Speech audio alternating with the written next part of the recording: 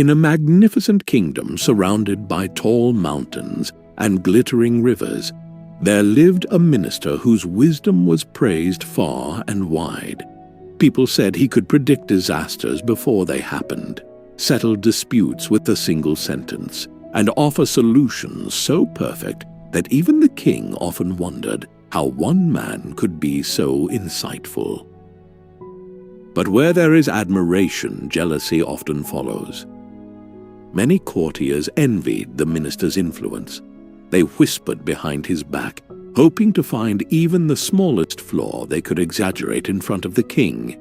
Days passed, and the jealousy only grew. One morning, in front of everyone, the king said, "Minister, you are the wisest man in my court, but I cannot understand how a man like you has such a foolish son."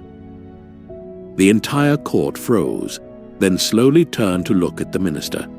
He bowed politely but asked calmly, "Your Majesty, what makes you think my son is foolish?" The king shook his head, almost disappointed. "Every day when I go to meet my people in the marketplace, your son stands near the big fountain. To test him, I take out 2 banknotes, one of high value and one of low value. I ask him, which one is worth more?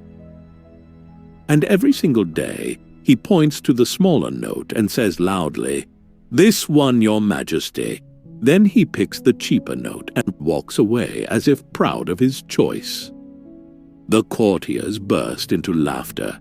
The king continued, "Tell me, how can a boy who cannot tell which note is bigger possibly be the son of my most intelligent minister?" Humiliated but composed, the minister bowed and left for home immediately.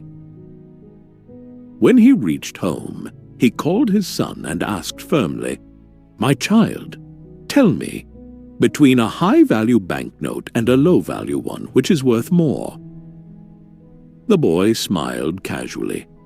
"The high-value note, of course."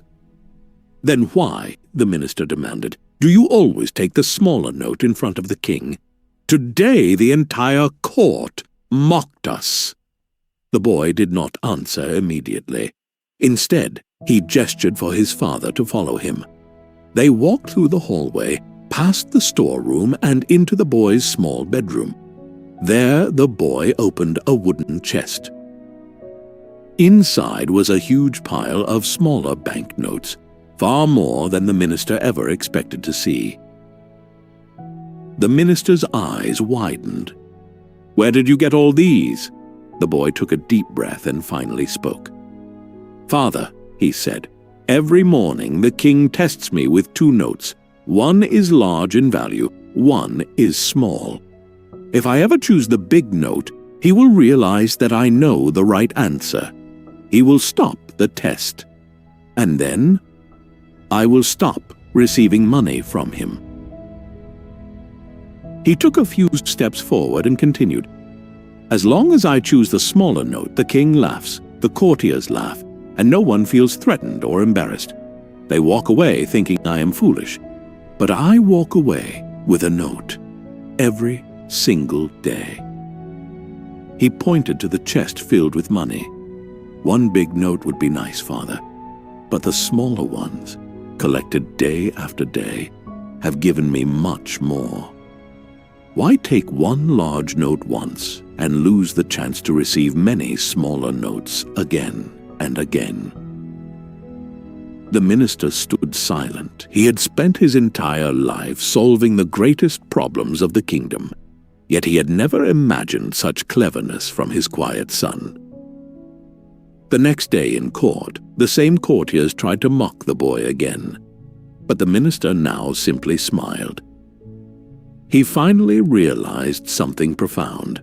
Many people pretend to be smart, showing off small achievements loudly, but truly wise people quietly gather strength, opportunities, and success without needing applause. People often misunderstand what they cannot see clearly, and sometimes what appears foolish on the surface is actually strategy hidden in silence. In life, Others may judge you without understanding your reasons. They may laugh at you, question you, or call you foolish. But if you understand your purpose, your path, and your strategy, then the world's opinion loses its power.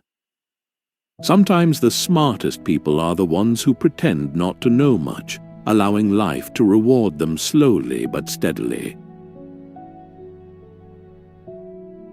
If you want to share this story with more people, please like this video. I'll see you next time with another story like this. So be patient, be grateful, and keep moving forward in life.